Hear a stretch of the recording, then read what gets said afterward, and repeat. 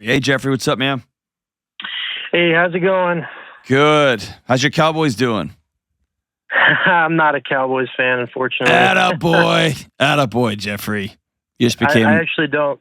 I don't like football at all. I'm a hockey fan, so Dallas Stars all the way. All right. Well, this call's over, so I hope you have a good week, and I wish you the. I'm just kidding. What's up, man? Oh man, I don't even know where to begin. I've had a pretty crazy last few months. Cannonball, baby. Just jump right in the middle of it. Awesome.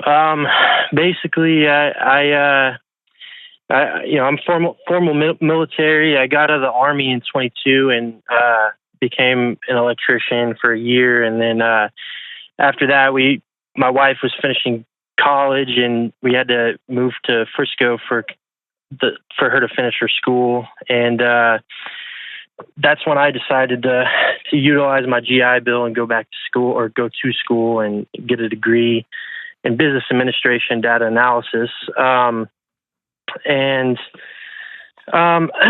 about halfway through college right now, and about 2 months ago, I found out that the lipoma that they removed from my leg was actually cancerous.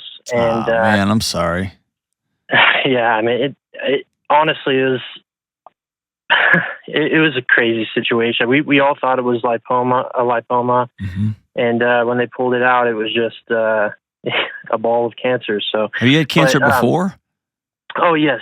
Sorry. So the reason why I got out of the military was because I had testicular cancer. Okay, there you go. And they think that at first they thought it was the second cancer was a different type of cancer, but they sent it to Washington and had a second opinion on it, and it was it's possibly a continuation of my testicular cancer. So originally I thought that it was a much worse situation, but now it seems a little brighter, but unfortunately we're looking at chemotherapy again, and that's where everything kind of is crazy. I'm a full-time college student. I was working, and my job was kind of affecting my schooling. I had to get up at 3:00 in the morning every day and go to work,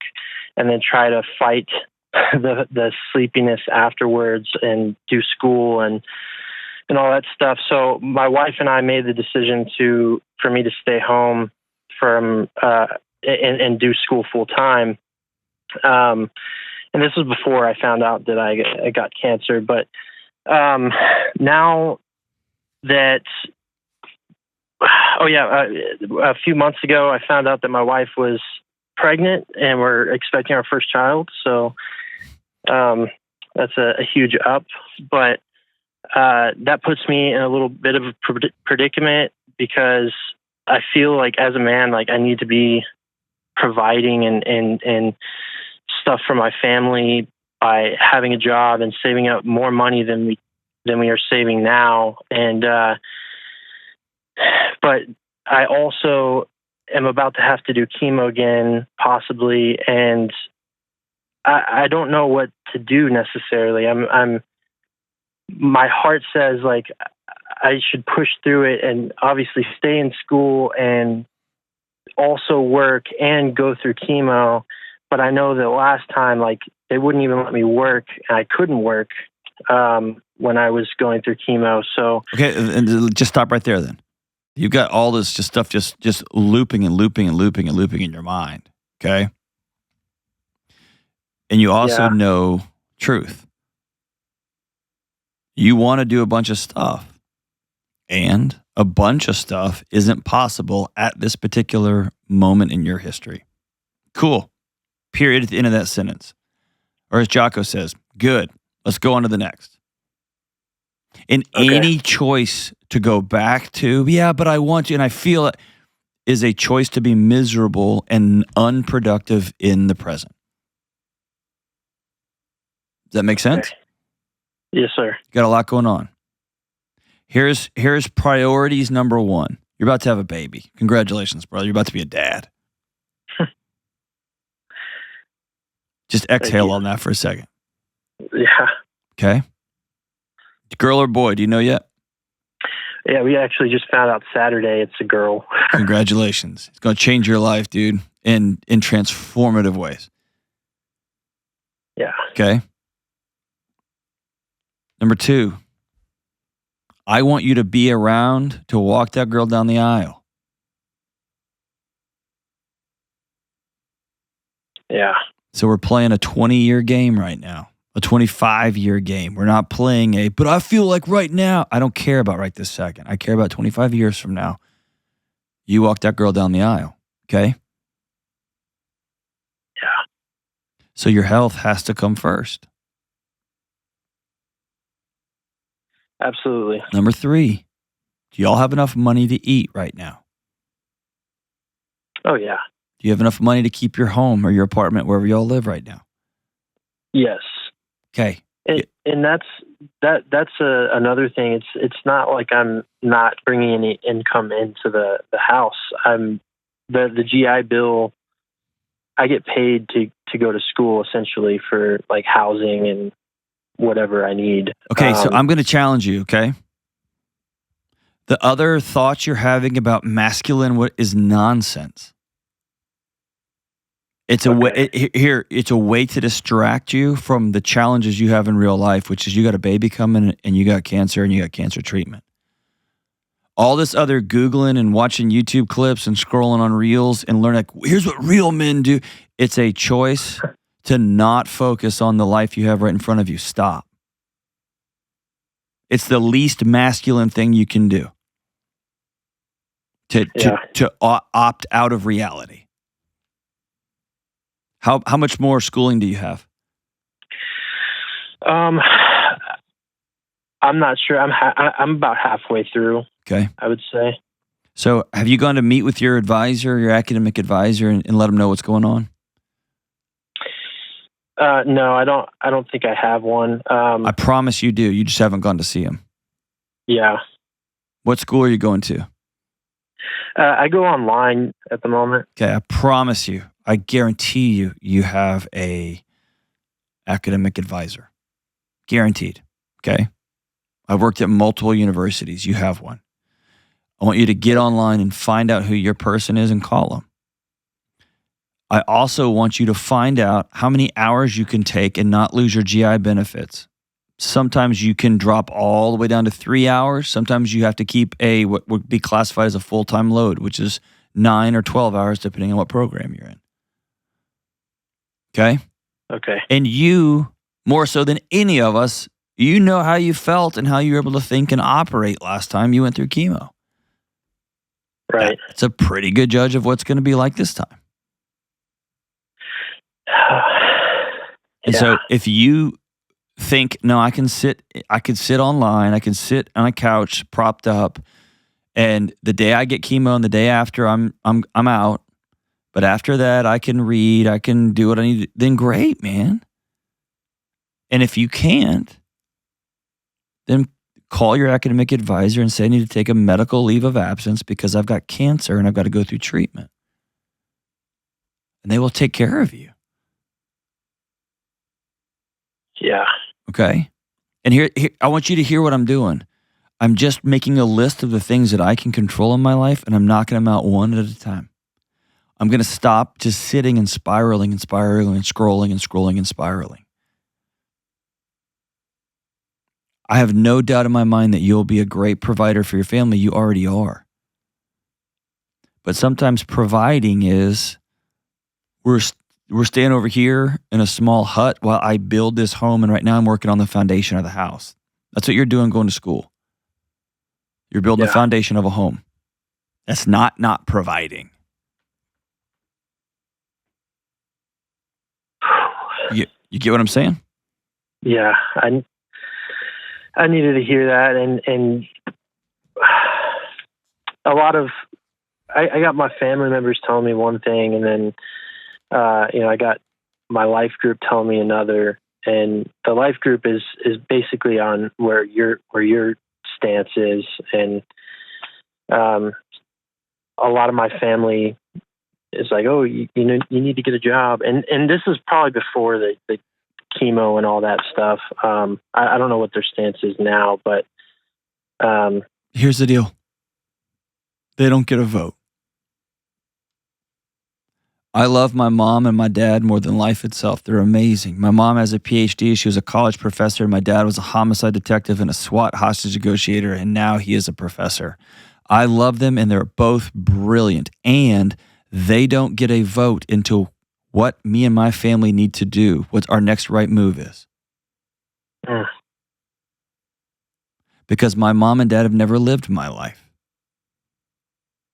I do call out and ask for wisdom from both of them on particular issues or subjects, and that's awesome. But my dad hasn't had to live my life. My mom hasn't had to live my life. And I don't want to put him in the position of having to steer and guide and drive things. I want him just to be my mom and dad. I want him to be cheerleaders on the side. Yeah. They're not out here running routes for me. You know what the next right move for you is. Fair? Yes, sir. Okay. And sometimes when mom gets to talking, well, you know, you just need to you can pull the phone away from your ear a little bit and let her just get it out. And you know what? That's probably her way of saying, I love my Jeffrey, and I don't know how to say it any other way other than to tell him what to do. I love him. And your old man, when he's giving you wisdom and advice, you know, you should probably... He just imagine him saying, Jeffrey, I love you. And I don't know how to say those words. And so I'm just going to give you the next best thing I got, which is what I think you should do. Yeah. He's just trying to love you. He's not a bad guy, probably. Is that fair? Yeah, that's fair. Okay. And then we're going to go do the next right thing. You've also surrounded yourself with people who are not walking in your shoes, and you're outsourcing what you know to be true. Are you a good man? Yeah, I mean, yeah, I would say so. Do you treat your wife with dignity and respect? Oh, yeah, 100%. Did you serve your country? Yes, sir. You're a good man. Do you treat the waitress at the local diner with dignity and respect? Yes, sir. Okay. Do you tip well when you got it? Yeah, when I got it. Okay. Then I want you to start a new adventure in your life, which is trusting Jeffrey. You and your wife are co-creating the world y'all are going to inhabit. Y'all are making this road together. And you do need some outside voices that you can check in with. I'm not saying go at this alone. But I'm saying I want you to limit those voices. And if you got a life group, I want you to get 3 or 4 men that you trust, that you run stuff by. But you get to say, I've got chemo, I can't do this. And by the way, any college professor on the planet will work with you. If you say, hey, I've got chemo tomorrow, and so it usually wipes me out for 48 hours, I won't get this paper in, I'm going to need to turn it in the following week. I don't know a professor in the country that wouldn't go, fantastic, you let me know. Right. That means you got to advocate for yourself. And you probably like to hide all of your flaws, and you think you're weak if you ask for help. Stop all that nonsense. Do what's best for you and your family right now, okay? Ask. Seek support and help. Just like you did on this call. Is that fair? Yes, sir. All right. And if you have to take a pause on your education, take a pause on your education, man. And by the way, if your wife has to take a semester off and go get a full-time job, that's part of being a married partner. Oh, she's a teacher now, so. Okay. Well, and she's going to have to get some time off because she's about to have a baby. Yeah. Okay. Cool. Yes, sir. Here's what we're going to do tonight. I want you and her, do you have any other kids? No, this first one. Great. I want y'all to turn all the TV off, put your phones away, and y'all look at each other, and I want you to say these words. Honey, will you help me make a control what we can control roadmap? Because I feel like I've been spinning out on you, and I'm sorry. And she'll probably just start sobbing, or she'll be like, what'd you do with my husband? And then I want you to write on there, I got cancer, I got chemo coming up. Okay, here's what I know about last time. Here's what we can control about this. Number 2, here's our actual financial situation. Hang on the line. I'm going to hook you up with the best budgeting app on planet Earth. It's called Every Dollar. I'm going to give you the premium one for a year. It's my baby gift. And you and your wife can use that to keep day-to-day, minute-by-minute tracking of your money together. Okay? Yes, sir. Y'all going to have to worry about it. Y'all are going to be on the same team together, making a budget and sticking to it. Okay, we can control that. Number 3, and we're just going to go down the list, man. And then we're going to make a checklist. And you're out of the military. I know you can keep a checklist, right? Oh, yeah. There you go. And get off the stupid internet, man. Stop Googling what is masculine. Masculine right now for you is surviving. It's finishing school. It's building a foundation of this home. You're going to look up in 10 years. You're going to have 2 or 3 little knuckleheads running around. You're going to be cancer-free, and you're going to have a six-figure job. And you're going to go build that. Okay? Yes, sir. Is that fair? Absolutely. Awesome. I'm proud of you. Thank you very much. I'm glad your cancer is not as bad as they thought. I mean, before they thought I had it was basically like, they called it old man cancer, which is an undifferentiated pleomorphic sarcoma. Yeah. And usually those spread really fast, but I had it for a year and didn't know. And then when they got the second opinion, they found out it was just a germ cell tumor that was related to the testicular. Still aggressive, but not 90% treatable. So, okay. Will you do me one more favor? Yes, sir. It's not a favor for me. It's a favor for you. I want you to write Jeffrey a letter. And I want you to say, "Dear Jeffrey." And I want you to address the fact that you're struggling with trust in your own body because your own body's trying to kill you. Yeah. I want you to tell your body that you're pissed off at it and you're frustrated with it because you've treated it right and you've worked out and you've stayed in shape and you've tried to do all the right things and it's trying to kill you. But I want you to get in the driver's seat of that conversation, okay? And also in that letter, I want you to be grateful for all the things your body allows you to do. In a few months, it's going to allow you to hold your baby girl.